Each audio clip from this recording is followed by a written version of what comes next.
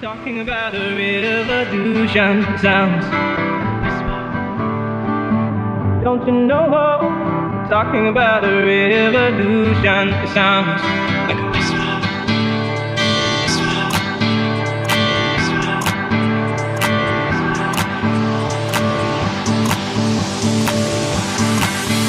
While they're standing in the welfare lines, crying the doorsteps of those armies of salvation, wasting time in the unemployment lines, sitting around waiting for a promotion. Don't you know? Talking about a revolution sounds. Who are people gonna rise up and get their share? Who are people gonna rise up? Take what's there. Don't you know you better run, run, run, run, run, run, run, run, run, run, run, run. Oh, I said you better run, run, run, run, run, run, run, run, run, run, run. Cause finally the tables are starting to turn. Cause finally the tables are starting to turn. Cause finally the tables are starting to turn. Cause finally the tables are starting. Ladies and gentlemen, it is Monday, the 8th day of December. The year is 2014. And if you can hear the sound of my voice, you are the revolution. I am Smokin Mekhael, and this is the revolutionary nightly news, smashing through the lies of the New World Order, smashing through the lies of the Illuminati, and smashing through the lies of the government. The government who, in every aspect of our lives, seeks to influence their control even more. Let's get right into the news today. New South Wales Police to trial unmanned drones, from smh.com.au. The New South Wales Police is trialling unmanned drone aircraft which, if successful, could be used in search and rescue and emergencies. The police, with the assistance of the Civil Aviation Safety Authority, will run the trial using a range of models in a variety of situations. The announcement has sparked concerns from civil libertarians who want strict guidelines on when police can use such devices to avoid having the aircraft hovering above the city watching innocent civilians. But Assistant Commissioner Mal Lanyon said police were looking at using the devices primarily in place of helicopters and fixed-wing aircraft to reduce costs and the risk to officers. Sure, this is more of the surveillance state of having the thought police looking at you 24 hours a day, knowing what all of your data is, spying on you. And eventually, you know that these drones are going to be weaponized. That's their plan. You say that's not going to happen? I go to this article from the bureauinvestigates.com discussing more than 2,400 dead as Obama's drone campaign marks 5 years. And this article was from back in January this year. Across Pakistan, Yemen and Somalia, the Obama administration has launched more than 390 drone strikes in the 5 years since the first attack that killed Qureshi, 8 times as many as were launched in the entire Bush presidency. These strikes have killed more than 2,400 people, at least 273 of them reportedly civilians. The rise of these drones, the rise of the machines, gives the people who are in power almost immunity to kill people remotely from thousands of kilometers away on a computer. That's why we need to stop them before they start arming these drones over here, and we need to pull back this government so they can stop using these drones to kill innocent people all over the world. This is a part of the police state. It can't be much clearer than that. They want us to be surveilled all the time. They want us to be looking over our shoulders. They want us to be too scared to criticize the government for fear of these drones coming after us. Well, I'm right here. I'm sure you've latched onto my position via my mobile devices. I'm really not concerned. I'm more concerned about spreading the truth. I'm doing my best to get this message out there and to help people connect the dots, because people see what's happening in the world. They see the increased surveillance, they see the reduced living conditions, they see the reduced wages, they see the increased disenchantment with the world, they see the increased violence, the increased war, the increased suffering. I just want to help everyone put it together so they can understand the reason why we're suffering more. The reason why we're facing more oppression is because there is a governmental system in place globally, and their plan is to control every aspect of human behaviour. And they are working for the corporations, and they're working for themselves to remain in power. From the Australian.com.au, Queensland Police to get corporate sponsorship deal? Queensland Police cars will carry corporate advertising in an Australian first for a law enforcement agency, under a $100,000 sponsorship deal between the Queensland Police Service, Crime Stoppers and the Brisbane Airport Corporation. Stickers will be placed on the sides of all Queensland Police vehicles. And another article. Police vehicle sparks social media storm, from the couriermail.com.au. A Queensland police vehicle has sparked a social media storm. Many people have jumped on Twitter and Facebook to question why the vehicle has been emblazoned with a Santos logo. The vehicle is being used as part of a Queensland Police Service initiative sponsored by Santos, which aims to educate drivers about the dangers of driving in the outback. Santos is, of course, a mining company, ripping up all of the resources from under this very rich land, and now they're sponsoring the police, who are surveilling you all the time. Can you see that the police aren't there to protect you? They aren't there to protect anyone except their corporate interests and their politicians, who are allowing them, through legislation, to control aspects of people's lives. And these are the type of people that are in positions of power, that gravitate towards politics, that gravitate towards being in the police, being in the military. People who aren't very nice people. A police officer sexually assaulted 2 women in their homes, allegedly tying one of the victims up with electrical tape during the attack. Former Logan Constable David MacFarlane faces 10 years behind bars after pleading guilty in the Brisbane District Court on Monday to sexually assaulting one woman at Crestmead, 30 kilometres south of Brisbane, between March 12th through to March 28th, 2012. MacFarlane was a police officer at the time, but is no longer in the service. There is so much criminality, there is so much deviance, so much immorality, so much corruption in the police force. So many people who get off on thinking they're above the law, thinking that they can strut their stuff and intimidate people and get away with bloody murder. I'm here to say those in government are not going to get away with it. The power of freedom, the power of love within the human heart is stronger than your desire for power. And it's stronger for your desire for control. The people who believe in freedom will rise up. And I call on the police out there, I call on the people in the security services to understand what's really going on. Your families aren't going to be exempt from the tyranny that these global network of governments are bringing down upon everybody. So I call on you to look within your heart and do the right thing, and understand that manipulating people and controlling people is not the way for humanity to move forward. Love, understanding, peace, truth, freedom, they're the ways for humanity to move forward into the future. And Stereosonic moved to Melbourne over the weekend. Police sniffer dogs nabbed dozens with drugs at Stereosonic Music Festival. Police have caught more than 120 people with drugs. Blah, blah, blah, blah. This is the police molesting people, sexually assaulting people, forcing them to get naked, squat down, cough. This is the police getting off on doing this, getting off on that control.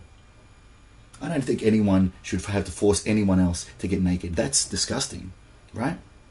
How can you live with people forcing themselves upon others, forcing them to get naked, and then justify it because they're wearing blue uniforms and they're agents of the state? The agents of the state are evil when they commit these evil acts. Those who initiate force against others are committing the immorality. Those who fight back are fighting back with righteousness, with justice. And this is what the super police are doing up in Townsville. From pedestrian.tv, Townsville Police make super important goon bust. As students of the art of the humble brag, we're all too familiar with the post-drug bust press conference image of smarmy police officers flanking a cheap plastic table adorned with all of the drugs, but we doubt you've seen one like this.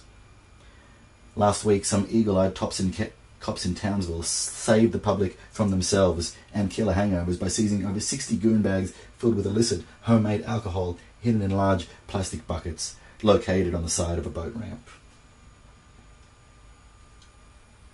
Taking the goon off the streets.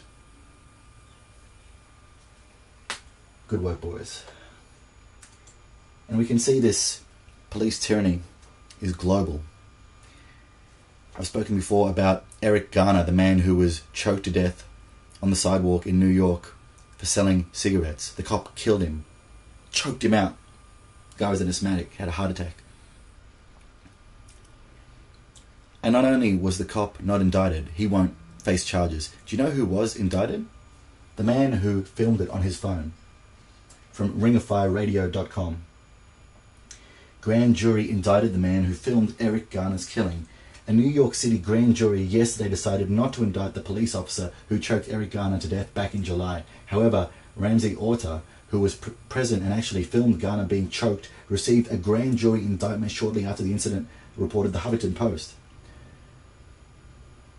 Weeks after the July 17 incident when Eric Garner was choked to death by an NYPD officer, Orta was indicted by a grand jury on criminal weapons charges, one felony count of third-degree criminal weapon possession and criminal firearm possession. According to the Huffington Post, Orta testified that the charges were falsely mounted by police in retaliation for his role in documenting Garner's death, but the grand jury rejected his contention. They're going to attack people who spread the truth. They're out killing people, literally. This happens in Australia, this happens in the United States, this happens in the United Kingdom, this definitely happens all over the Middle East, all over Africa, all over Asia, all over South America. We're facing a global attack on so many fronts. And I do my best to come out here and talk about the news that is important and the news that will grab people's attention and help them to understand, help them to connect the dots.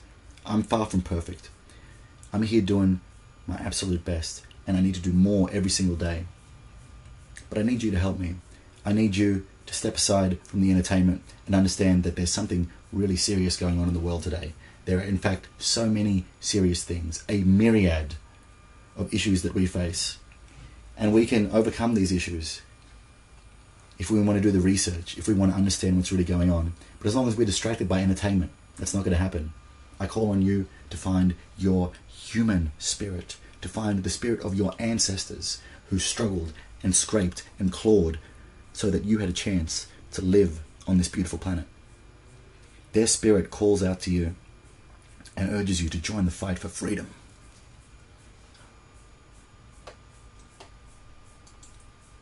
And in the UK, from revolutionnews.com, Barton Moss woman arrested and beaten at anti-fracking protest. Vanda, the mother of four who made headlines last month after her brutal arrest by officers from Greater Manchester Police Tactical Aid Unit, was again arrested and beaten at Barton Moss this morning in the full gaze of the media. And Happy Monday star Bez, who was on the front line of the anti-fracking protest.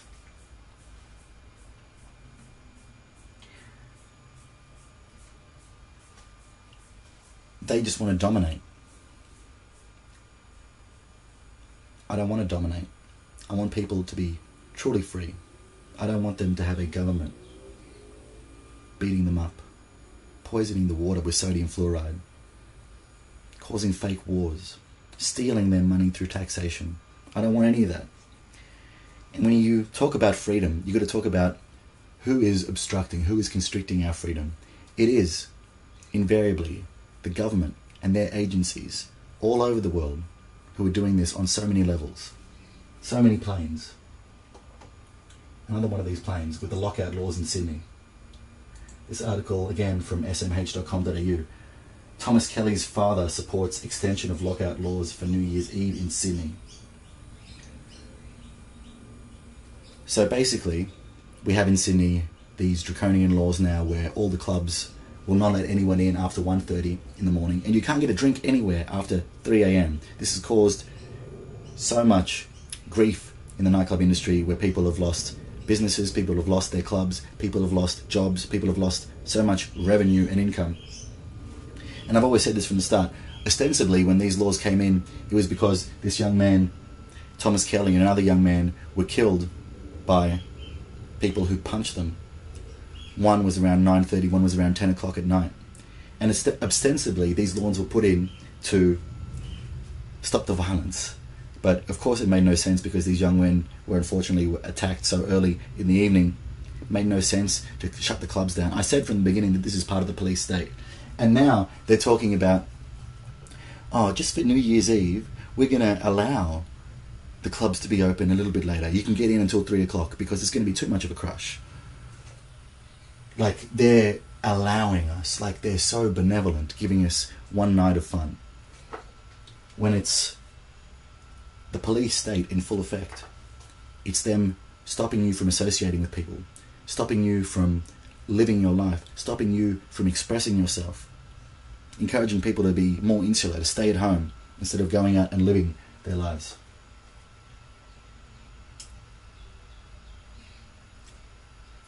But what I want to talk about is Clover Moore.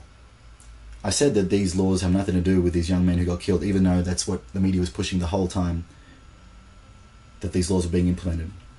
But here we have the Lord Mayor of Sydney, Clover Moore, saying very succinctly, and I quote, "Those deaths are always front of mind, and they were very tragic, but aren't entirely relevant to the 3 a.m. lockout." Close quote. It's all a facade. All of these laws, all of these taxes, all of these regulations, all of this legislation is just designed to control you, to impoverish you, to oppress you, to take your money, to take your freedom, to take your health. I'm here doing the opposite. I want to empower you. I want to give you the courage to talk about these things, even though others may not be ready to talk about them, even though others may criticize you, even though others may call you a conspiracy theorist. I want to give people the courage to connect the dots, because I really do care about you. I care about the world. I care about the human race. I care about the future generations. And that's why I'm doing this. And like I said, I'm far from perfect, but day by day, in every way, I'm getting better and better. And I'm reading more, and I'm researching more, and I'm understanding more. And I invite you to come on this journey with me, because it is a journey of self-discovery, and it is an inner revolution before the outer revolution. As above, so below. We need to change ourselves and become more loving, more compassionate, more erudite. We need to research and understand the world, as opposed to being distracted by the people who are seeking to control us. But you know what? I know that we're going to win. I know that we will defeat tyranny. And I believe and declare that you and I, together, we will crush the new world order. Please spread this message. The time is now, the most exciting time you could possibly hope to be alive. The revolution is here. Woo! Yeah!